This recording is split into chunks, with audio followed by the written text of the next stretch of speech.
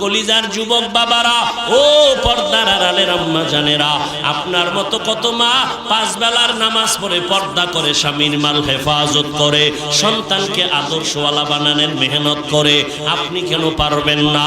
আল্লাহর কাছে তওবা করেন। মুসলমান হইয়া কবরে যেতে হবে। মুসলমান হওয়া বলছিলাম কঠিন কেন?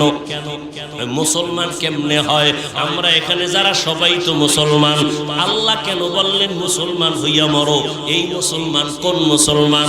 তোমার মুসলমান তো নামে আছে, কাজে নাই। দাবি করি মুসলমান, নামাজ নাই। দাবি করি মুসলমান, পর্দা নাই। হালাল হারামের ভেদাভেদ নাই। আল্লাহ কয় এমন মুসলমান হও যে তোমার জীবনে কোনো গুনাহ না থাকে। কইরা তো ফালাইছি, গুনাহ যদি কইরা ফালাও, এখান থেকে পবিত্র হওয়ার একটা মেডিসিন আছে, তওবা। সামনে যেন কোনো গুনাহ না হয়, ওখান থেকে বাঁচার জন্য আর একটা মেডিসিন আছে, গ্রহণ করো।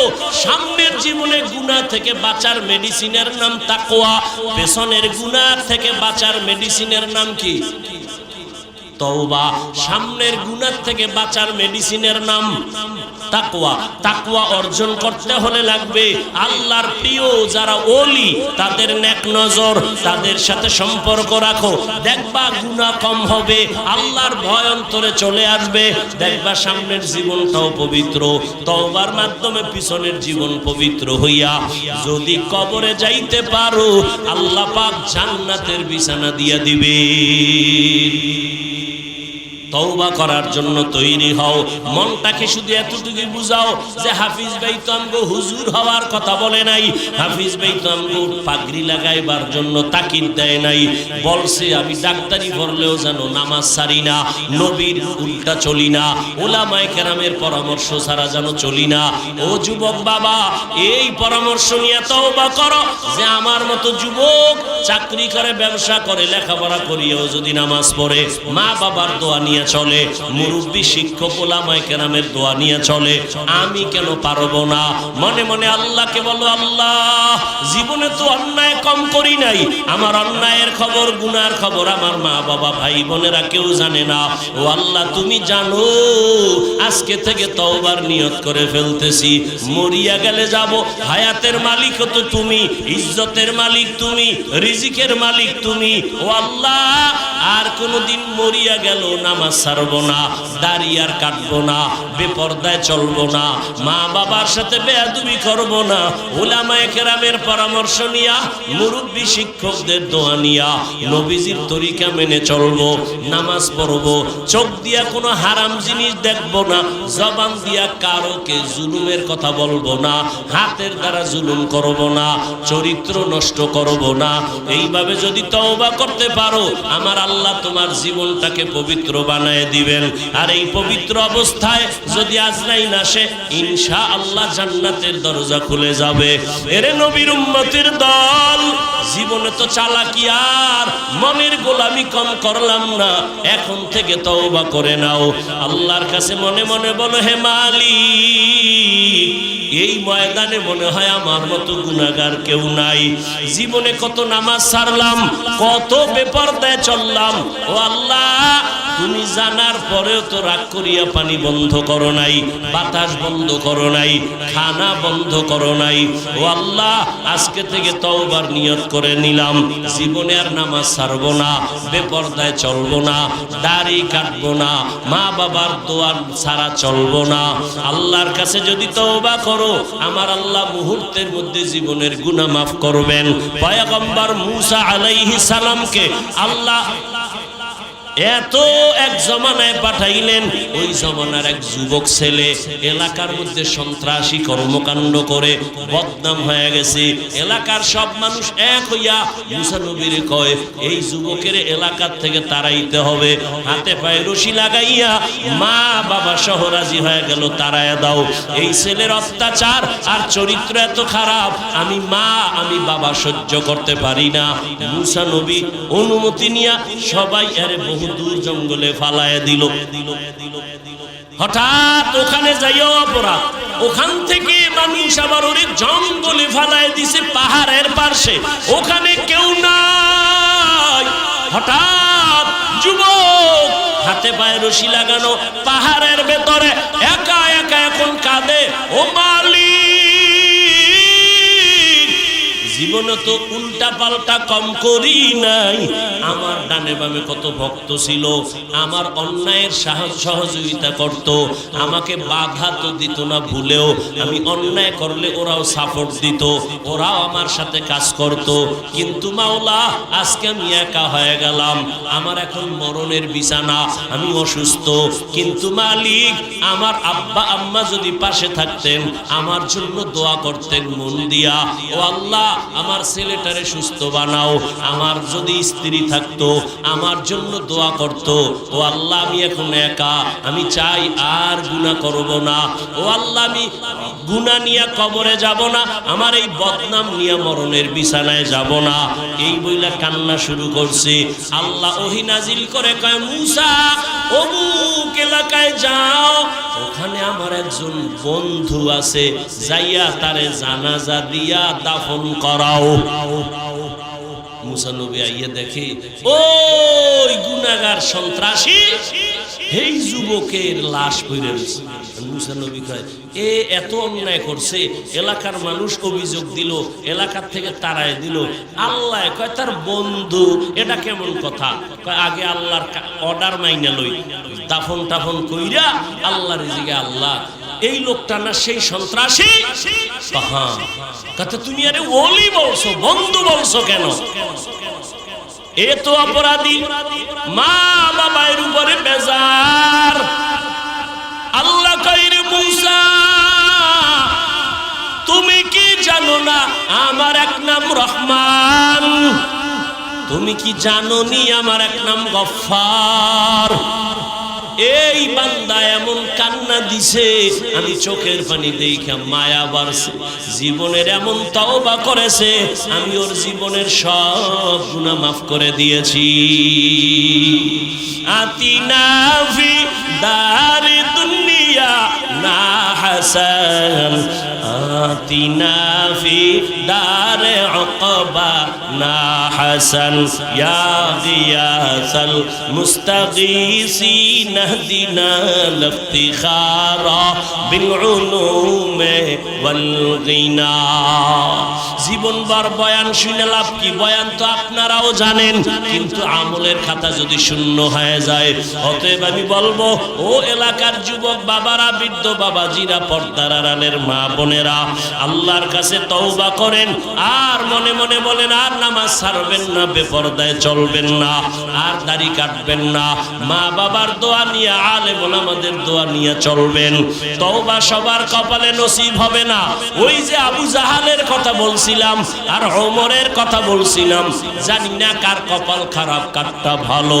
যাদের অন্তর তৈরি হয়েছে তওবা করার জন্য, মুনাফিকি অন্তরে নাই, তাদেরকে বলবো তওবার খাঁটি নিয়ত থাকলে।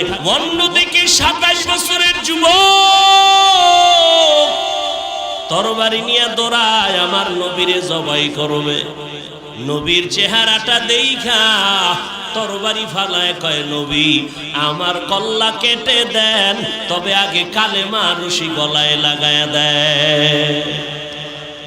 এর নাম কি? কফাল। কফাল। 13 বছর নবীর বয়ান শুনিয়ে কালেমা পড়ে না আবু জাহাল। আর 27 বছরের যুবক আমার নবীরে জবাই করতে গিয়া কালেমাওয়ালা হইয়া তরবারি নিয়ে দাঁড়ায় গেছে। ডাক দিয়া কয়, বেঈমানের দল, আয়, মুহাম্মদের বিরুদ্ধে একটা কথা যদি বলতে চাও, মুহাম্মদের প্রয়োজন নাই, আমি ওমরের তরবারি যথেষ্ট। এরে আল্লাহর বান্দা, পুলিশে ধইরা আসামি থানায় নিয়ে এমন বেতের বাড়ি দিছে, কোনো কান্না নাই। আর একজন আল্লাহওয়ালা কোরআনের বয়ান করে, ময়দানে যুবকেরা কান্না করে। একটু চিন্তা কর, পুলিশে পিটায় কাঁদে না, ওয়াজের প্যান্ডেলে কাঁদে কেন? ওরে কে মারলো? আল্লাহ কুত্তা শুয়ারের আকল জ্ঞান বুদ্ধি দেয় নাই ভালো মন্দ যাচাই করার। আল্লাহ মানুষকে দিয়েছেন। ওই একটা কুকুর মালিকের সব ধিক্কার শুইনাও মালিকের ভুলে না, মালিকের গোলামি করে। আর তুমি আমার আল্লাহর দেওয়া সব খাইছো, আল্লাহর দেওয়া জমিনে আছো, আল্লাহর দেওয়া বাতাস ভোগ করতেছো। তোমার বাবা এই বাতাস বানায় নাই, সূর্যের আলো ভোগ করতেছো। সূর্যের আলো যদি না থাকে এই জমিনে কোনোদিন ফল ফসলের রং হবে না।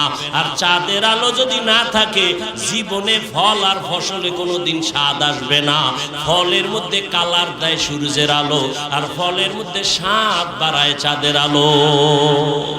কাদের কুদরত দারি বার কামাল, আনতা রব্বি আনতা হাসবি জুল জালাল। তুহি কাদের জলিলুল্লাহ জাহাদার, বহর হালে তুহি মেরা নেগাহদার। তোমার আল্লাহ আমার আল্লাহ এক, নবী এক, কোরআন এক, কাবা এক, ধর্ম এক, কালেমা এক। দুনিয়াতে আসছি তাও এক, কাফনের সংখ্যা হবে 3টা তাও এক, কালারও সবার এক, কবরের সাইজ একটু আলাদা। এই এলাকার মানুষের কবর এক হাত বড়, কবরের সাইজও এক। কবরে প্রশ্ন করা হবে 3টা তাও এক। আমাকে যেই প্রশ্ন তোমাকেও সেই প্রশ্ন, ইমামকে যে প্রশ্ন মুসল্লিরও একই প্রশ্ন, মুমিনের যেই প্রশ্ন বেঈমানের একই প্রশ্ন। প্রশ্ন হবে 3টা, রবের পরিচয় দাও, ধর্মের পরিচয় দাও, রাহমাতুল লিল আলামিনের পরিচয় দাও। রহমতের নবী বলেন এই 3টা প্রশ্নের জবাব যে দিবে তার কবর হবে রওজাতুম মির রিয়াজিল জান্নাহ। আর যারা জবাব দিতে পারবে না তাদের কবর হবে হুফরাতুম মিন হুফারিন নার। কে পারবে কে পারবে না? হুজুরেরা পারবে। কথা বল না কেন? গ্যারান্টি আছে? ওরে হুজুরেরা পারার গ্যারান্টি যদি থাকতো, জান্নাতের টিকিট হাতে পাইছে 10 জন সাহাবা, পাইয়াও এত সুন্দর তাদের আমল, ইখলাস, তাকওয়া, নামাজ, রোজা, এরপরও জান্নাতের টিকিট হাতে রেডি 10 জন সাহাবা। জীবনভর নামাজে দাঁড়ায় কাঁদতেছেন, আল্লাহর আদালতে কেমনে দাঁড়ায়া হিসাব দিব? তাদের তুলনায় তো তোমার আমার নামাজ নাই, রোজা নাই, তেলাওয়াত নাই, ঈমানও দুর্বল, শিরিকওয়ালা ঈমান, আমলের তো খবর নাই। এরপরও যদি আবার চাপাবাজি করো, আমল না করলে দিল পরিষ্কার, তোমার মতো নিমক হারাম ধোকা বাজার কে হবে? তোমার তো গলায় রশি লাগাইয়া সারা জিন্দেগি কান্না দরকার। আবু বকর যদি জান্নাতের টিকিট পায়া কান্না করেন আল্লাহর আযাবের ভয়, তোমার তো আমার তো গলায় রশি লাগায়া কান্না দরকার। কিন্তু কপাল বড় খারাপ, নিজেও কাঁদো না, কেউ যদি কান্না করে তাও পছন্দ করো না। তোমার কপাল কি শুধু খারাপ? কিছু কিছু নিমক হারাম নিজেও কান্না করে না, অন্য কাঁদে জাহান্নামের ভয়ে তাও সহ্য করতে পারে না। নিজেও নামাজ পড়ে না, অন্য নামাজ পড়ে তাও পছন্দ করে না। নিজেও দাড়ি রাখে না, অন্য দাড়ি রাখে তাও পছন্দ করে না। নিজেও জিকির করে না, অন্য জিকির করে আল্লাহর তাও সহ্য করতে পারে না। এই রকম কপাল পরা নিমক হারাম আছে না নাই? এর একমাত্র কারণ হলো আল্লাহর আযাবের ভয় তোমার আমার অন্তরে নাই। আর আল্লাহর কসম, ততদিন পর্যন্ত বয়ানি শুনবা কিন্তু কাজে লাগবে না, যতদিন পর্যন্ত আল্লাহর ভয় অন্তরে আসবে না। আর এটাও লিখে রাখো, আল্লাহর ভয় তাকওয়া ততদিন পর্যন্ত তোমার অন্তরে আসবে না যতদিন পর্যন্ত আল্লাহর প্রিয় বান্দাদের নেক নজর নিবা না। কোনো মাস্তানি চলবে না। ভালো আল্লাহর বান্দা ওলিয়ে কামেল, এদের নেক নজর নিবা তো কলবে তাকওয়া আসবে। একটা প্রমাণ আমি নগদ দেই। এই যুবক বাবারা, তোমরা যারা এখানে কষ্ট করে আসছো বসছো, আল্লাহকে সাক্ষী রেখে একটু জবাব দাও। উলামায়ে কেরামের বয়ান শুইনা আল্লাহকে সাক্ষী রেখে সত্য কথাটাই বলিও। বলো, তোমার এই 1 ঘন্টা 1.5 ঘন্টার বয়ানে তোমার অন্তরে একটা ধাক্কা লাগছে নি? মিছা কইস না, লাগছে? 1 ঘন্টার বয়ান উলামায়ে কেরামের সামনে সামনে বসিয়া 1 ঘন্টা সময় দিয়া বয়ান শুনে যদি তোর কলবে ধাক্কা লাগে, তাহলে যদি মাস বছরকে বছর উলামায়ে কেরামের সাথে চলো, ধাক্কা লাগতে লাগতে লাগতে লাগতে গুনাহ সাইরা নেক দইরা মনে হয় তুমি জান্নাতের ছবি দেখা কবরে যাইবা। সোহবতে সালেহ তোরা সালেহ কুনাত, সোহবতে তালেহ তোরা তালেহ কুনাত। ও আল্লাহর বান্দারা, সৎসঙ্গে স্বর্গবাস, অসৎসঙ্গে সর্বনাশ। আল্লাহ বলেন আমাকে ভয় কর, ভয়ের নাম তাকওয়া। এখানে সবাইকে যদি জিজ্ঞাসা করি আপনারা কারা কারা আল্লাহকে ভয় করেন, সবাই হাত উঠায় বলবে আমরা ভয় করি। নামাজ পড়ে না কয় ভয় করি, দাড়ি নাই বলে ভয় করি, গাঞ্জা খায় মদের বোতল নিয়ে তোরায় সেও বলে আল্লাহরে ভয় করি। আমরা নামাজিরাও বলি আল্লাহকে ভয় করি, পর্দা করিয়াও বলি ভয় করি। দুই দলের ভয় কি সমান? না। আল্লাহ কয় না, আসলে ভয়ের হাকিকতই বুঝো না রে গোলাম। সন্তান মা বাবারে ভয় করে, প্রমাণ মা বাবার সামনে সন্তান অন্যায় করে না। শিক্ষকের ছাত্র ভয় করে, প্রমাণ হলো শিক্ষকের সামনে অন্যায় করে না। ঠিক যেই মানুষটা আমার আল্লাহর আযাবকে ভয় করবে, ওই বান্দা জীবনেও গুনাহ করবে না। আল্লাহর ভয় দ্বিতীয় আল্লাহ একটা শর্ত লাগাইছে, মরবি তো মুসলমান না হইয়া মরণ বরণ করবি না। ওয়ালা তামুতুন্না ইল্লা ওয়া আনতুম মুসলিমুন।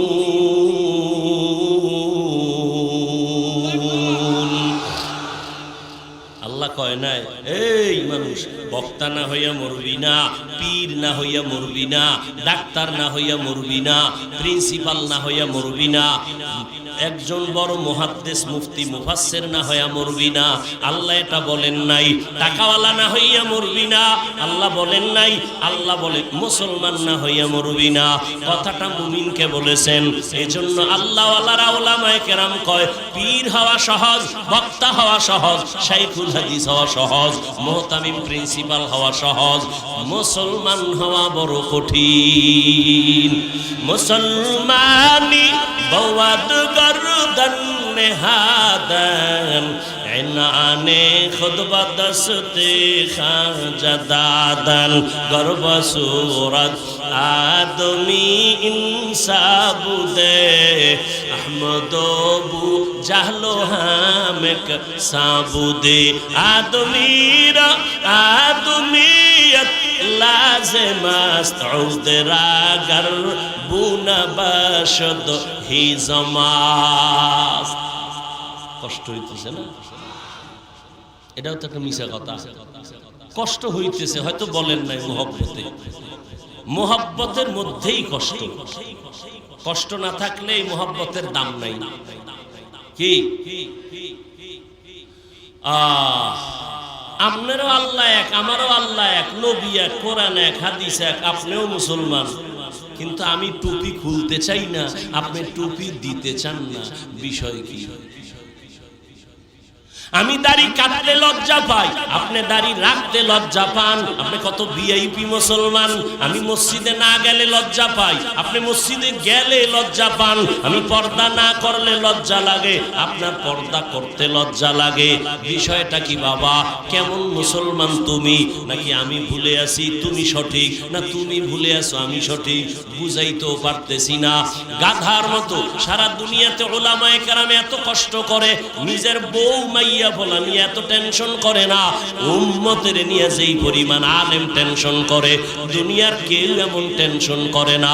উলামায়ে কেরাম এই জাতির জন্য যেই পরিমাণ ত্যাগ স্বীকার করে, দুনিয়াতে দ্বিতীয় কেউ এরকম ত্যাগ স্বীকার করে না। করে করে না। সবাই ধান্দাবাজ আর চান্দাবাজ, কিন্তু উলামায়ে কেরাম নিঃস্বার্থভাবে খেদমত করতেছে, চিল্লাইতেছে। তাবলীগওয়ালাদের মেহনত, পীর মাশায়েখের মেহনত, উলামায়ে আহলে হকের মেহনত, বক্তাদের মেহনত, ইমাম ও খতিবের মেহনত। টার্গেট কি? আমার দলে আসো। না না না, আমি আমার ইমানের কথাই বলে যাই। এখানে এতক্ষণ চিল্লাইতেছি, কি পরিমাণ কষ্ট। দুনিয়াতে চিল্লাইয়া কথা বলার মতো কষ্ট জমিনে আর কোথাও নাই। দুনিয়ার সব থেকে কষ্টের কাজ হলো অনবরত কথা বলা। আল্লাহ বলাইতেছেন না হয় সম্ভব না, কিন্তু একবারও কিন্তু বলি নাই এই লালমনিরহাটের মুসলমানেরা আমি পাস করলিওয়ালা, তোমরাও পাস করলি দাও, না হয় গোমরা ধ্বংস হয়ে যাইবা। আমি কওমি মাদ্রাসার সন্তান, তুমিও যদি কওমিতে না যাও ধ্বংস হয়ে যাইবা। একবারও বলি নাই আমি তাবলীগের লাইনের সন্তান, আমি পীরের মুরিদ, তুমিও তাবলীগের যাও, পীরের কাছে যাও, না হয় জাহান্নাম ছাড়া উপায় নাই। একবারও বলি নাই। ইনশাআল্লাহ বলার কোনো ভয়ও তোমার অন্তরে নাই। বরং আমি তোমারে শুধু একটা পরামর্শ দিয়া যাব, তুমি স্কুলে পড়ো, কলেজে পড়ো, ওখানে থাইকা জান্নাতের পথটা ওপেন করো। তুমি চাকরি করো বাবা, ওখানে থাইকা জান্নাতের পথটা ওপেন করো। তুমি ব্যবসা করো, ওখানে থাইকাই জান্নাতের পথ ওপেন করো। করা যায় না? তোমার মতো যুবক জীবনে মাদ্রাসায় পড়ে নাই, আলিফ বাতাও জানে না, কিন্তু তাকায় দেখছো স্কুল কলেজে পড়িয়াও দাড়িওয়ালা 5 বেলার নামাজ পড়ে। সত্য কথার সাক্ষী দাও আসেনি? আর ওয়াজের দরকার নাই, দরজা জানালা বন্ধ কইরা নিজের পায়ের জুতাটা খুইলা কপালে বাড়ি দিয়ে কবি, এই বেটা তোর কপালে তো খারাপ কেন? তোর মতো যুবক স্কুলে বইরা নামাজ পড়ে, দাড়ি রাখে, তুই পারো না কেন? তোর কপালে কার জানি অভিশাপ লাগছে। সারাটা রাত মোবাইলে গুনাহ করেছো, দরওয়াজা জানালা বন্ধ করে সারাটা রাত মোবাইল নিয়ে কবিরা গুনাহ কবিরা গুনাহ কবিরা গুনাহ করেছো, কেউ দেখে নাই, আমার আল্লাহ দেখছেনি। ওই কবিরা গুনার কারণে তোর চেহারার মধ্যে কোনো আলো নাই, কোনো নূর নাই, তাকাইলে মায়া লাগে না। তোর চেহারাটা এতটা নোংরা, তোর ওদিকে শরীরটাও শেষ হয়ে গেছে, তোর খবর নাই। এই মোবাইলের কারণে তোর চোখের পাওয়ার শেষ, কিডনি শেষ, হাড় দুর্বল, মাথা ব্যথা বেড়ে গেছে, বুকে ব্যথা বেড়ে গেছে, যৌবন শেষ, জীবন শেষ, চরিত্রটার কোনো ভালাই নাই। একটা যুবক দাঁড়াইয়া বুকে হাত লাগাইয়া আল্লাহরে সাক্ষী রেখে বলতে পারবি না হুজুর আলহামদুলিল্লাহ, আমি মোবাইল চালাই আর না চালাই আমার চরিত্রের মধ্যে কোনো কলঙ্কের দাগ নাই। আমার আল্লাহকে সাক্ষী রেখে বলার সাহস তোর মধ্যে নাই, কারণ এই মোবাইলের দ্বারা কয়টা মাইয়ার কাছে তুই চরিত্র বিক্রি করছো আমার মাওলা বেহেতর জানে। কতটা মেয়ের জীবনের উপরে হামলা করেছো, চরিত্র নষ্ট করেছো। যাদের কলবে চক্ষু খোলা তারা তোর কপালের দিকে তাকাইলে ধরে ফেলবে। ও যুবক বাবা, একটু চিন্তা করো। তোমার মতো আবার কিছু যুবক তো আছে স্কুল কলেজে পড়ে, নামাজ পড়ে, রাস্তায় গাড়ি চালায়, নামাজ ছাড়ে না। বলো বাবা তুমি কেন পারবা না? তোমার মতো যুবক র্যাব আর্মি পুলিশ বিডিআরের চাকরি করে, ডাক্তার ডক্টর প্রফেসর ইঞ্জিনিয়ার 5 বেলার নামাজ পড়ে, বলো তুমি কেন পারো না? তোমার মতো যুবক ময়দানে কৃষি কাজ করে, নামাজ ছাড়ে না, নদীর মধ্যে মাছ ধরিয়াও নামাজ ছাড়ে না। তোমার মতো যুবক জমিনের মধ্যে শ্রমিকের কাজ করে, নামাজ ছাড়ে না। বৃদ্ধ বাবাজি আপনার মতো বুড়ারা মসজিদে গিয়া 5 বেলার নামাজ পড়ে, আপনি কেন পারেন না? ও পর্দার আড়ালের আম্মা জানেরা বোনেরা, আপনাদের জীবন কত ধন্য। এই স্টেজে 12টা ছেলের মাথায় পাগড়ি দিলাম, ওদের সিনার মধ্যে কোরআন পুরাটাই জমা। কে করেছেন? আজকে খবর নাও, ওদের মা বাবার মতো ঈদের আনন্দে আর কেউ না। এরে আম্মা জান, আপনার কি মনে চায় না একজন আলেমের মা হইয়া কবরে যাবেন? আপনি কি চান না আপনার সন্তানের আচরণে মানুষ দোয়া করবে, আলেম দোয়া করবে? আপনি কি এমন একটা আদর্শ সন্তানের মা হতে চান না? যদি চান পরামর্শ দিয়ে গেলাম, সন্তানটাকে ডাক্তার বানাইয়েন, আদর্শ ডাক্তার। আপনার সন্তানকে ইঞ্জিনিয়ার বানাবেন, আদর্শ ইঞ্জিনিয়ার। আপনার সন্তানকে প্রফেসর বানাবেন, আদর্শ প্রফেসর। দাবি আমার একটা বেয়াদব বানাবেন না। আপনার সন্তানের আচরণে কোনোদিন যেন কোনো আলেম কষ্ট না পায়, আপনার সন্তানের ব্যবহারে কোনোদিন যেন মা বাবা কষ্ট না পায়, শিক্ষকেরা কষ্ট না পায়। কারণ ও যুবক, তোমার জীবনের সফলতার জীবন যদি চাও, তোমার 3 জায়গার দোয়া লাগবে, না হয় পারবা না। আল্লাহর কসম, প্রথম তোমার দোয়ার পুঁজি হলো মা বাবার দোয়া। দ্বিতীয়, তোমারে আমার আব্বা আম্মা আমারে দোয়া দিছে ঠিক, কিন্তু আমার এই লালমনিরহাটের চেয়ারে বসাইয়া বয়ান করা আমার আম্মা শিখান নাই, আব্বা শিখান নাই। আমার উস্তাদ আমারে হাতে ধইরা ধইরা বয়ান শিখাইছেন। অতএব আমার মা বাবার পরে আমার দোয়া হলো উস্তাদের দোয়া, শিক্ষকের দোয়া, এরপরে আমার উলামায়ে কেরামের দোয়া। ঠিক এদের দোয়া যেমন সফলতার চাবি, আবার এদের বরদোয়াটাও কিন্তু জীবনের জন্য বড় আগুন। মা বাবার বরদোয়া লাগলে মরার আগে পঙ্গু হয়ে যাবি। শিক্ষকের বরদোয়া যদি তোর কপালে লাগে, তোর বিদ্যা সব নষ্ট হয়ে যাবে। আলেমের বরদোয়া যদি লাগে, চাকার তলে মাথা চলে যাবে, টের ভাবি না। এই জন্য আমার যুবকের কাছে শেষ আমার কলিজার আবদার, মা বাবার দোয়া নিও। যদি নাও পারো শপথ করো, অঙ্গীকার করো, বেয়াদবি করে মা বাবার বরদোয়া নিবা না, শপথ করো। জীবনে পারলে শিক্ষকের দোয়া নিও, যদি নাও পারো অঙ্গীকার করো, শিক্ষকের সাথে কোনোদিন বেয়াদবি করে বরদোয়া নিবা না। উলামায়ে কেরামের দোয়া নিয়ে চলো, যদি নিতে নাও পারো অন্তত এতটুকু অঙ্গীকার করো, আলেমের সাথে বেয়াদবি করে কোনোদিন বরদোয়া নিব না। তাহলে তোমার জীবন ডাক্তার হলেও সফল। আর যদি বরদোয়া নিয়ে বেয়াদবি করে আগাও, ডাক্তার হবে ঠিক, কিন্তু তাসলিমার মতো জুতা খায়া পালাবি, তো ওই ডাক্তার হইয়া লাভ আছে? এই বেটা 10 তলা বিল্ডিং এর মাস্তানি করো, লাভ কি যদি বিল্ডিং থুইয়া পালানো লাগে? কি সুইস ব্যাংকে টাকা রাইখা লাভ কি যদি তোর 14 গোষ্ঠী খাইতে না পারে? ওই মাস্তানির লাভ আছে। পুষ্কুনির মধ্যে মাছ আছে 50 লক্ষ টাকার মাছ, সব মাছ যদি মইরা যায়, এরপরে যে তুমি 50 লাখ টাকার মাছের বাহাদুরি করে লাভ কি? সব মরা। অতএব বাবা, টিনের ঘরে থাইকাও তুমি বাহাদুর, খেরের ঘরে থাকো তুমি বাহাদুর যদি তোমার চরিত্র সুন্দর থাকে।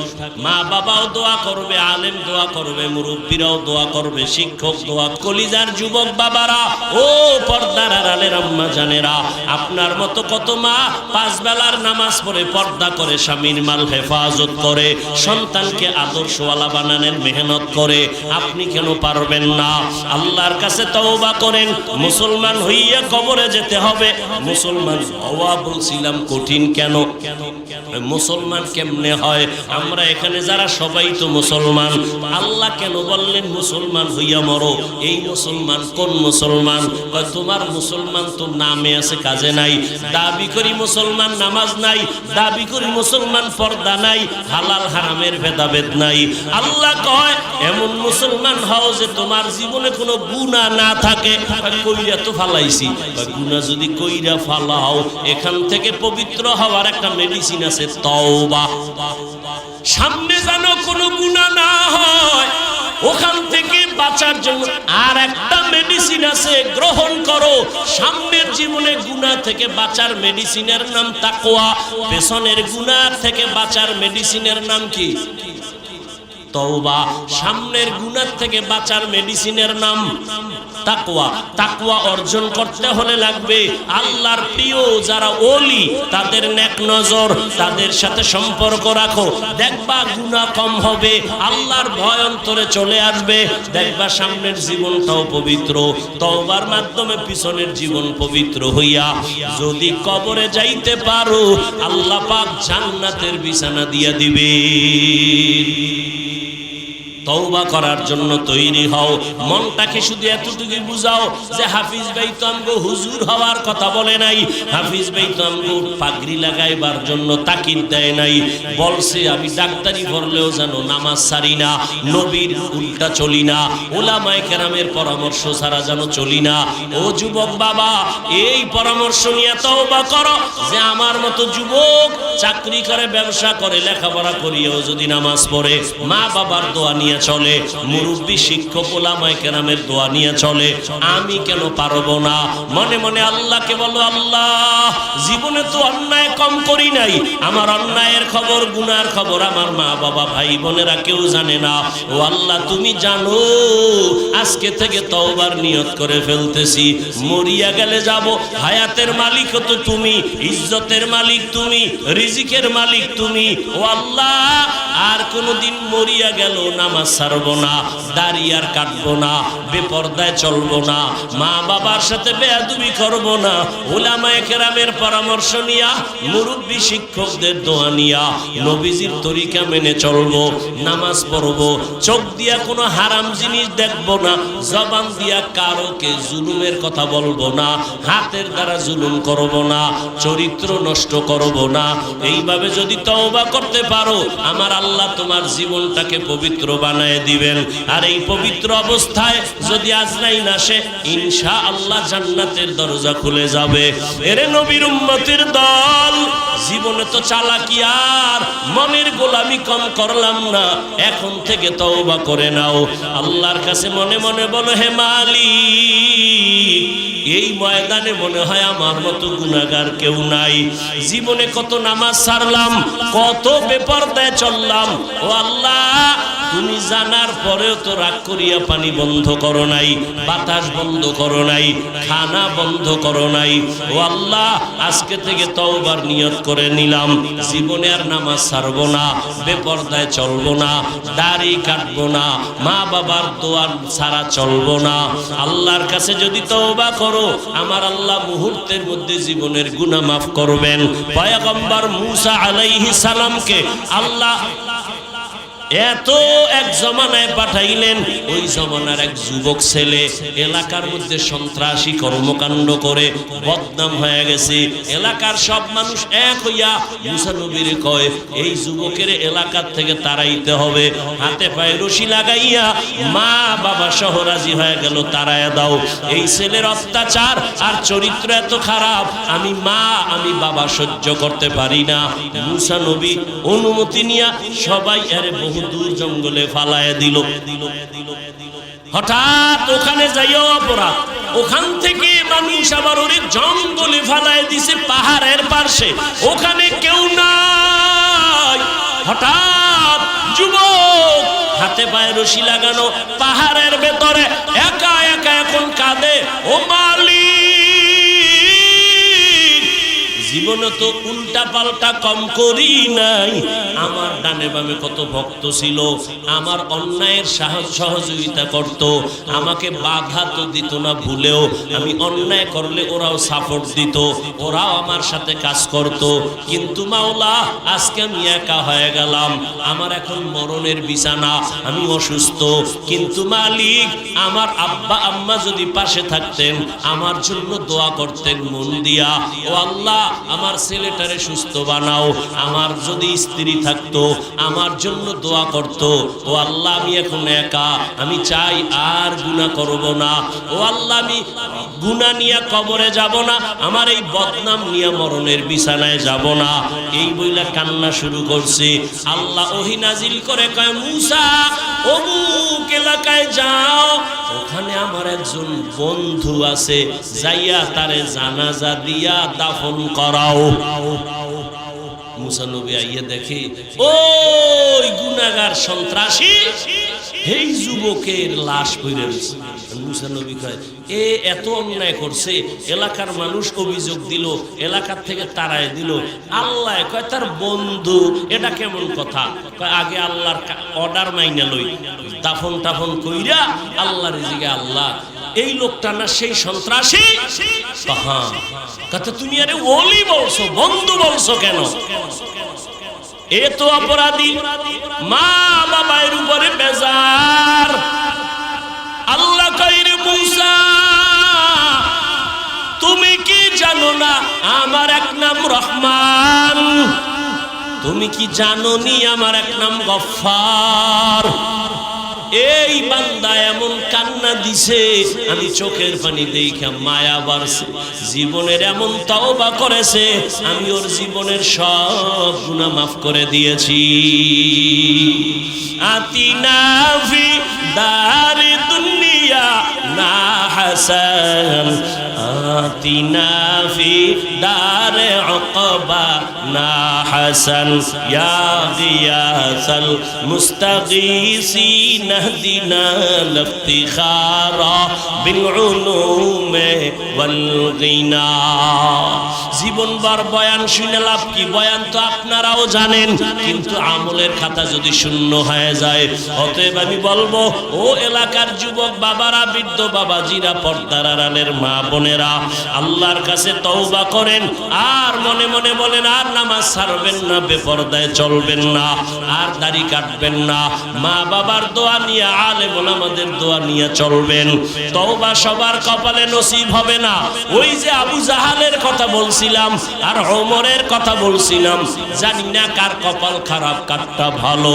যাদের অন্তর তৈরি হয়েছে তওবা করার জন্য, মুনাফিকি অন্তরে নাই, তাদেরকে বলবো তওবার খাঁটি নিয়ত থাকলে দুটো হাত